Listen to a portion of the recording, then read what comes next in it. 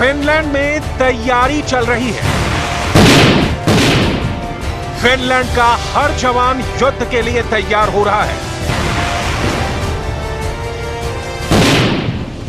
Finland के लोग जीने और मरने की कस्में खा रहे हैं।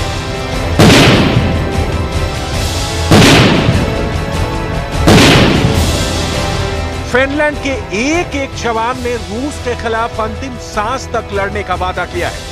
फिनलैंड के बड़े बड़े जनरल अपने जवानों की ताकत का परीक्षण कर रहे हैं। फिनलैंड के नए प्रधानमंत्री अपनी सेना और सुरक्षा को लेकर बहुत पैनी निगाह रख रहे हैं और फिनलैंड के लोग बहुत बुरी तरह घबराए हुए हैं। फिनलैंड में हर किसी की जुबान पर यह सवाल है कि क्या पुतिन फिनलैंड का वही हाल करेंगे जो यूक्रेन का किया है।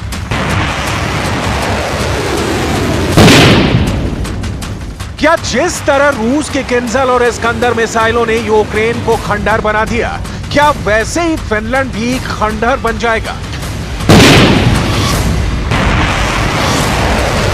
क्या कादिरव के खूंखार लड़ाके और वैगनर की बेरहम ब्रिगेड अब फिनलैंड के चप्पे चप्पे को बूचा बूचा बनाने की तैयारी कर रही है?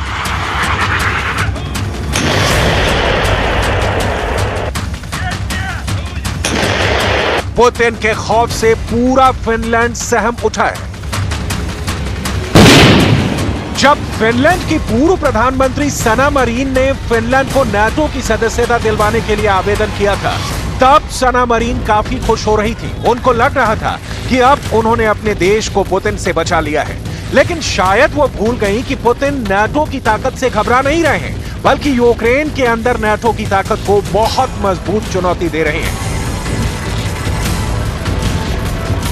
पहले तो फिनलैंड ने सना मरीन की लीडरशिप में नाटो के लिए आवेदन कर दिया, लेकिन जब फिनलैंड के लोगों ने यह देखा कि यूक्रेन के अंदर नाटो का संपूर्ण सहयोग भी पुतिन की आर्मी को पीछे नहीं धकेल सका है, तो फिनलैंड के बड़े बड़े रणनीतिकारों के हाथ पांव फूल गए।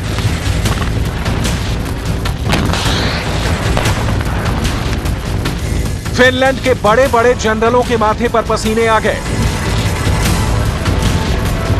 और फिर फिनलैंड की तत्कालीन प्रधानमंत्री की तरफ से यह बयान जारी किया गया कि पूरा यूरोप मिलकर भी यूक्रेन में पुतिन को नहीं हरा पा रहा है। लेकिन अब तो बहुत देर हो चुकी है। पुतिन ठान चुके हैं। पुतिन का क्रोध आसमान को छू रहा है। पुतिन ने फिनलैंड को चेतावनी पहले ही जारी कर दी थी।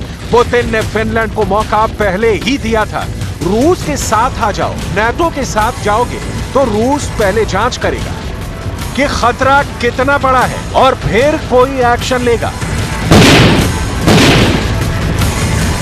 पुतिन के आदेशों का पालन शुरू हो चुका है। फिनलैंड के बॉर्डर को दहलाने का पूरा सिस्टम तैयार किया जा रहा है। पुतिन की आर्मी ने फिनलैंड के बॉर्डर के पास बहुत बड़े युद्धाभ्यासों का दौर शुरू कर दिया है। याद कीजिए, पिछले साल फरवरी का महीना ठीक इसी तरह यूक्रेन के बॉर्डर पर रूस की सेनाएं दबाव डाल रही थी। रूस की आर्मी यूक्रेन के बॉर्डर के इलाकों में युद्ध का अभ्यास कर रही थी। पुतिन के कुछ कमांडर दुनिया को यह कहकर बहला रहे थे कि यह सिर्फ एक युद्ध अभ्यास है, इससे घबराने की कोई बात नहीं है।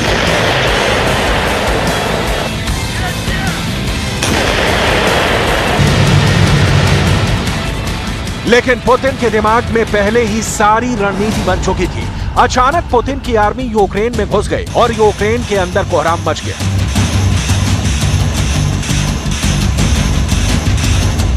बिल्कुल ऐसी ही तस्वीरें अब फिनलैंड के बॉर्डर पर भी सामने आने लगी हैं। रूस ने अपने खतरनाक हथियारों के साथ जबरदस्त अभ्यासों का दौर शुरू कर दिया है। फिनलैंड की समुद्री सीमा से सिर्फ 800 किलोमीटर दूर कैलिनिनग्राड के अंदर रूस ने सोमवार को युद्धाभ्यास किया है। कैलिनिनग्राड रूस की मुख्य भूमि से 350 किलोमीटर दूर है। यह बाल्टिक तट के साथ पोलैंड और लिथुआनिया के बीच स्थित है।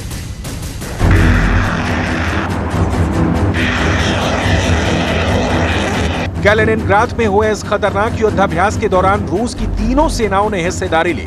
फिनलैंड के बॉर्डर के पास रूस अपने एयर सपोर्ट को टेस्ट कर रहा है। जमीनी हमलों का अभ्यास कर रहा है, बम धमाके कर रहा है।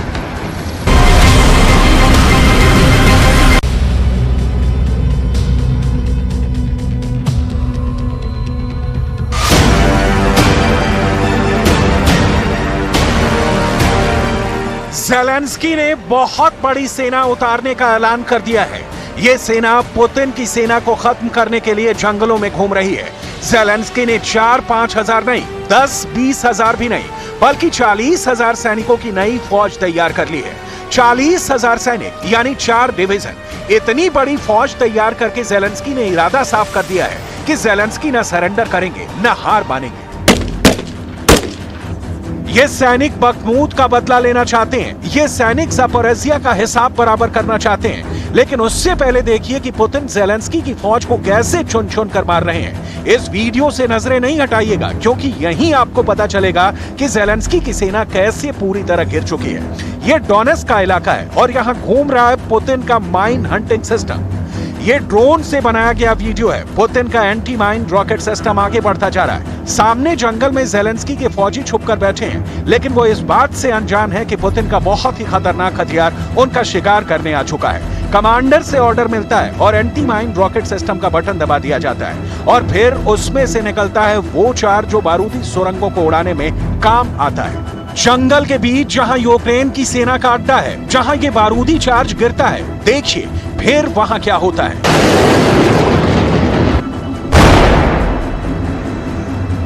एक बार फिर देखिए एंटी माइन रॉकेट सिस्टम ने क्या किया। ऑर्डर मिलने पर यह सिस्टम 2 रस्सीनुमा बारूद से भरे चार्ज टारगेट एरिया पर दागता है।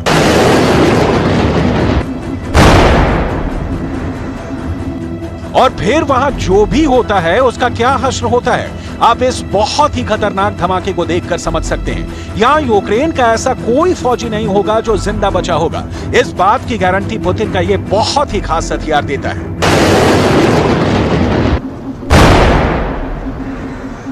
Всех наших военных формирований, Минобороны, добровольцев, всех сделать так, чтобы вообще не было обстрелов. Ну, именно к этому, так, если сократились уже к этому постепенно идет. पुतिन का माइन हंटर कितना खतरनाक है, ये कैसे दुश्मन को पिघला कर मार देता है, इसकी बहुत सी बातें जानने से पहले रूस का बड़ा दावा देखिए। पुतिन की फौज का दावा है कि यूक्रेन के युद्ध में ज़ेलेंस्की रोज 400 से ज्यादा सैनिकों की जान गंवा रहे हैं। В Донецком направлении в результате активных действий подразделений южной группировки войск, ударов оперативно-тактической авиации и огня артиллерии уничтожено 2 бронетранспортера, 1 танк, 4 боевые бронированные машины, 2 автомобиля и гаубица Д-30. Потери живой силы противника за сутки на данном направлении составили свыше 410 украинских военнослужащих. ये ज़ेलेंस्की के लिए बड़ा झटका है, लेकिन उन्होंने अब इस नुकसान की भरपाई के लिए बड़ा इंतजाम करना शुरू कर दिया है। ज़ेलेंस्की के ऑर्डर पर यूक्रेन के नौजवान खड़े हो गए हैं और जो नई भर्ती हुई है, उसके बाद ज़ेलेंस्की ने पुतिन से टक्कर लेने के लिए तूफानी ब्रिगेड तैयार कर ली है। ज़ेलेंस्की की 8 तूफानी ब्रिगेड युद्ध में जाने के लिए तैयार है और इनमें कुल मिलाकर 40,000 सैनिक हैं। यानी हर ब्रिगेड में 5,000 से ज्यादा सैनिक हैं जो यूक्रेन के लिए मर मिटने के लिए तैयार है। ज़ेलेंस्की की 40,000 फौज पुतिन पर कैसे हमला करेगी, पुतिन की सेना को कैसे घेरेगी, वो इसकी तैयारी करने में लग चुकी है। वीडियो में इन सैनिकों की ट्रेनिंग देखिए। जो ट्रेनर है उसके सीने पर अमेरिका का झंडा है। इससे जाहिर होता है कि अमेरिका और बाकी नाटो के ट्रेनर इस वक्त यूक्रेन की नई फौज को तैयार करने में लगे हुए हैं। यूक्रेन के इन कमांडोज की ट्रेनिंग बहुत खतरनाक है, इस बात से पुतिन वाकिफ है और वो डॉनबास में मिली बढ़त या बखमूत में मिली कामयाबी को खोना नहीं चाहेंगे। ज़ेलेंस्की की नई फौज स्पेशल ऑपरेशन करेगी, रूस के अड्डों को तबाह करेगी। इन ब्रिगेड्स का नाम है Hurricane, Spartan, Chernova Kalina, Frontier, Rage, अजो और काराटैक। ज़ेलेंस्की ने इन ब्रिगेड्स में 40,000 नए कमांडो तैयार करके उनको कूच करने का ऑर्डर जारी कर दिया है। ज़ेलेंस्की के इन ब्रिगेड में एक बड़ा हिस्सा महिला सैनिकों का भी है और ये भी पुतिन की सेना से बदला लेने के लिए बेताब हैं। जिन सैनिकों को इसमें शामिल करके ट्रेनिंग दी गई है उनमें बहुत से आम लोग हैं जिन्होंने यूक्रेन पर मर मिटने और पुतिन की फौज को मारने की कसम खाई है। यूक्रेन ने अगर डॉनबास खोया है तो उसने खेरसोन में वापसी की है। खार्किव अब भी रूस की पहुंच से दूर है और बखमूत में तो ज़ेलेंस्की ने रूस को कड़ी टक्कर दी है। हालांकि बखमूत पर अब रूस का कब्जा करीब करीब हो चुका है। ये बात ज़ेलेंस्की को भी पता चल गई है। ज़ेलेंस्की एक बार नहीं 100 बार कह चुके हैं कि वो यूक्रेन की एक इंच जमीन रूस के कब्जे से आजाद करवाएंगे। На дійсно вирішальному етапі боротьби за нашу незалежність, суверенітет, боротьби за Україну, яка триває протягом століть, яка стала змістом життя різних, абсолютно різних поколінь нашого народу. Я не маю сумнівів, що нам вдасться захистити Україну і вибороти для українського народу довготривалу безпеку, вибороти свободу і мир. रूस के हमले कई तरफ से हो रहे हैं, लेकिन तमाम तबाही देखने के बावजूद ज़ेलेंस्की बड़े बड़े दावे कर रहे हैं। क्या ये वाकई इतना आसान है कि ज़ेलेंस्की यूक्रेन से पुतिन को खदेड़ देंगे?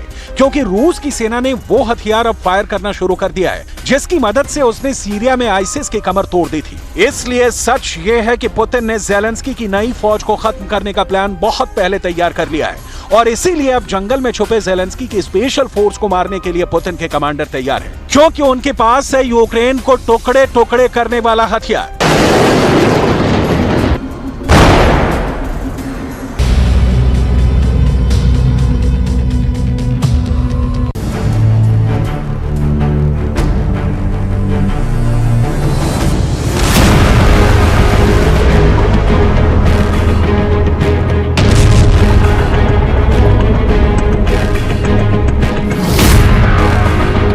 यूक्रेन की राजधानी कीव में या कीव से करीब 3000 किलोमीटर दूर ईरान की राजधानी तेहरान में कहां होगा पहले परमाणु धमाका?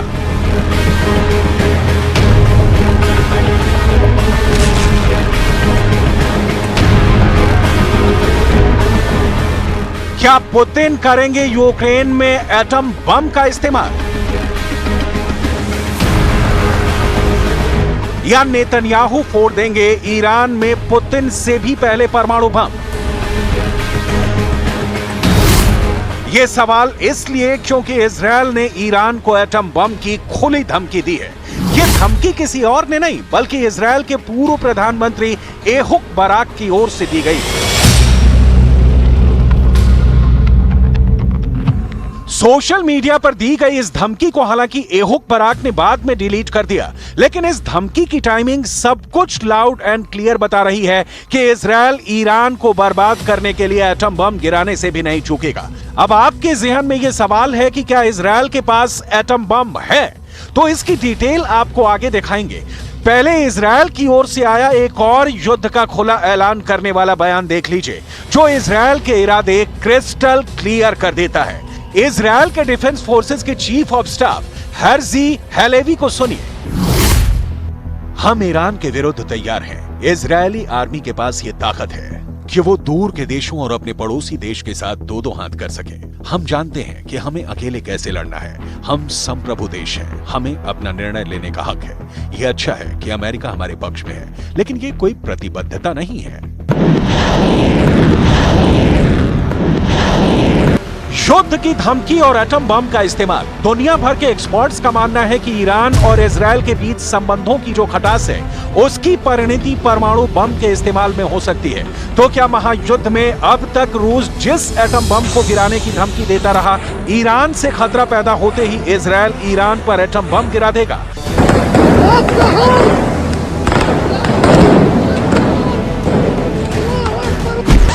ऐसा कहने का आधार ये तस्वीरें हैं। ये मस्जिद है, कोई जंग का मैदान नहीं, और ये कोई सामान्य मस्जिद नहीं है। ये इस्लाम के 3 सबसे महत्वपूर्ण मस्जिदों में एक है, जिसका नाम है अल अक्सा। इस मस्जिद की चर्चा इस वक्त पूरी दुनिया में हो रही है। इसकी वजह है ये तस्वीरें।